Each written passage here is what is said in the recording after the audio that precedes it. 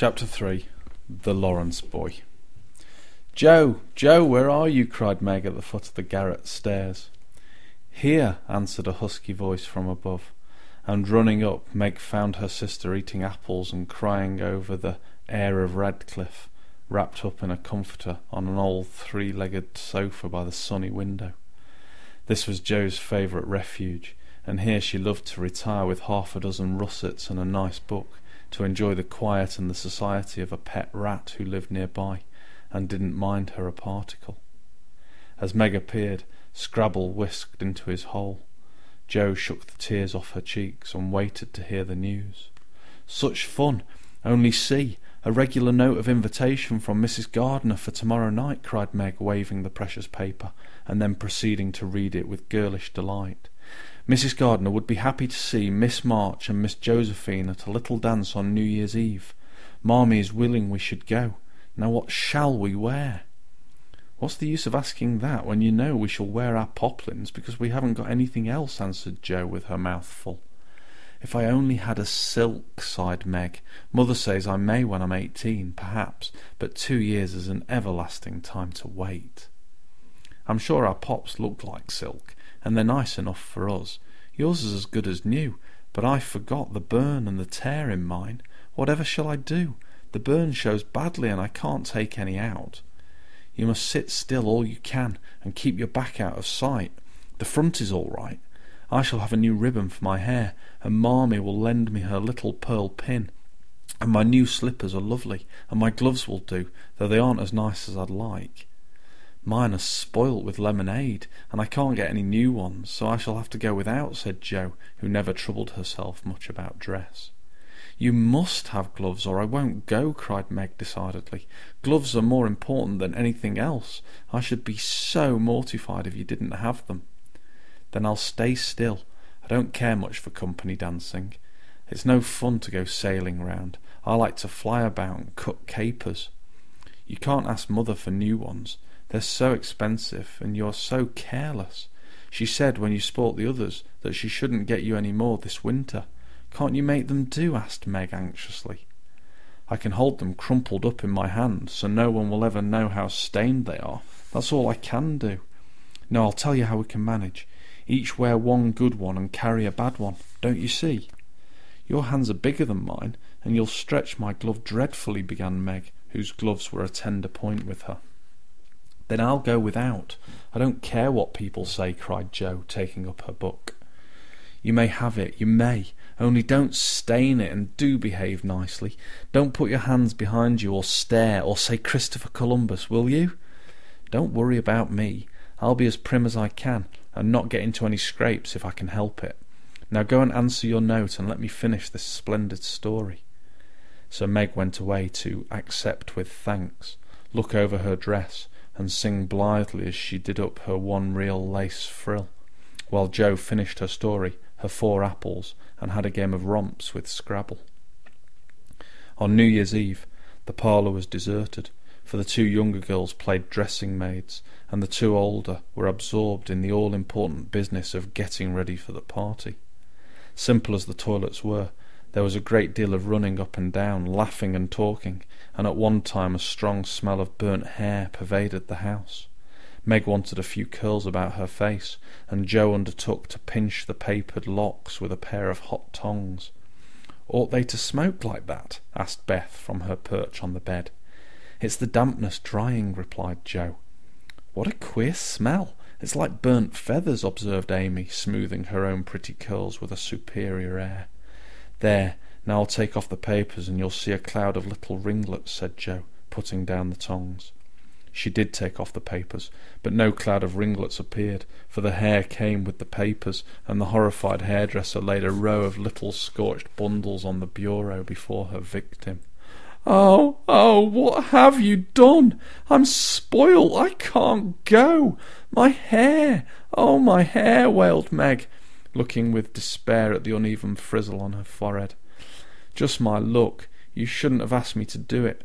I always spoil everything. I'm so sorry, but the tongs were too hot, and so I've made a mess," groaned poor Joe, regarding the black pancakes with tears of regret. "It isn't spoilt. Just frizzle it and tie your ribbon so the ends come on your forehead a bit, and it will look like the last fashion. I've seen many girls do it so," said Amy consolingly. "Serves me right for trying to be fine. I wish I'd let my hair alone," cried Meg petulantly. "So do I. It was so smooth and pretty, but it will soon grow out again," said Beth, coming to kiss and comfort the shorn sheep. After various lesser mishaps, Meg was finished at last, and by the united exertions of the family, Jo's hair was got up and her dress on.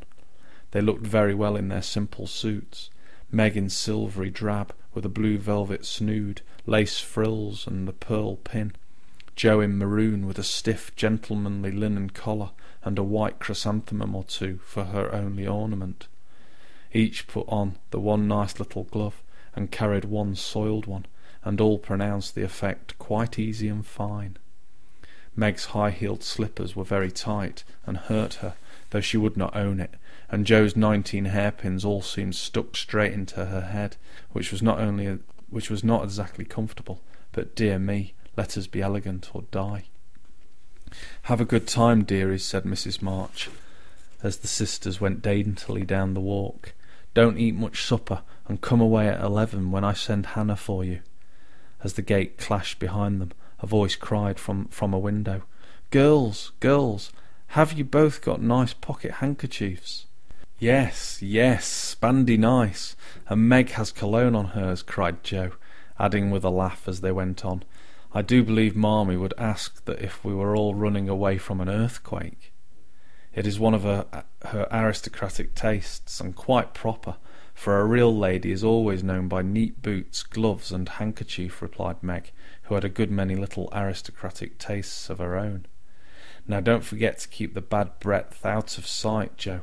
Is my sash right, and does my hair look very bad?" said Meg, as she turned from the glass in Mrs. Gardiner's dressing-room after a prolonged prink. "I know I shall forget. If you see me doing anything wrong, just remind me by a wink, will you?" returned Jo, giving her collar a twitch and her hair a hasty brush. "No, winking isn't ladylike. I'll lift my eyebrows if anything is wrong, and nod if you are all right.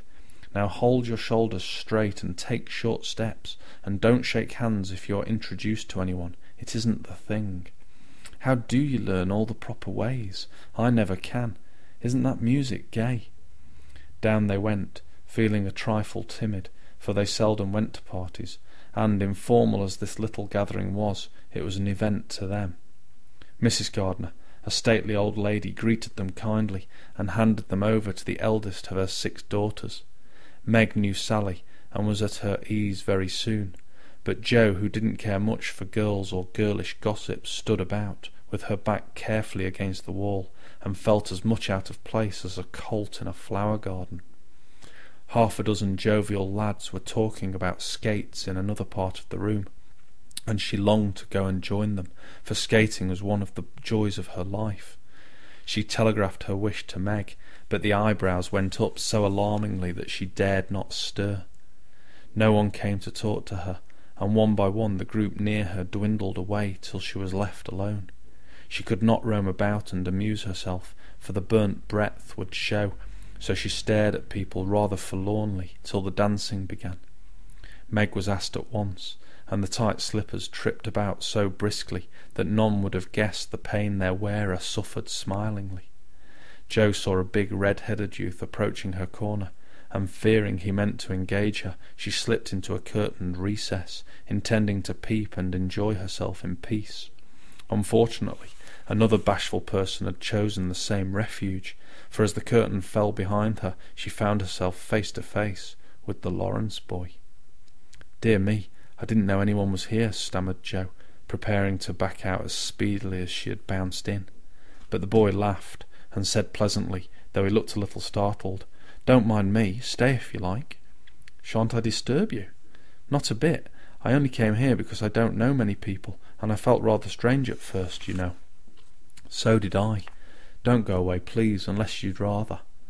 The boy sat down again, and looked at his pumps, till Jo said, trying to be polite and easy, "I think I've had the pleasure of seeing you before. You live near us, don't you?"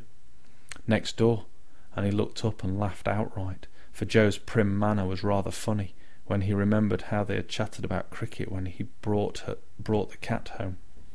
That put Jo at her ease, and she laughed too, as she said in her heartiest way, "We did have such a good time over your nice Christmas present. Grandpa sent it, but you put it into his head, didn't you now?" "How's your cat, Miss March?" asked the boy, trying to look sober, while his black eyes shone with fun. "Nicely, thank you, Mr. Lawrence, but I'm not Miss March, I'm only Jo," returned the young lady. "I'm not Mr. Lawrence, I'm only Laurie." "Laurie Lawrence? What an odd name." "My first name is Theodore, but I don't like it, for the fellows call me Dora, so I made them say Laurie instead." "I hate my name too, so sentimental. I wish everyone would say Jo instead of Josephine. How did you make the boys stop calling you Dora?" "I thrashed them." "I can't thrash Aunt March, so I suppose I shall have to bear it," and Jo resigned herself with a sigh. "Do you like parties?" she asked in a moment. "Sometimes. You see, I've been abroad a good many years, and haven't been in company enough yet to know how to do things here." "Abroad?" cried Jo. "Oh, tell me about it.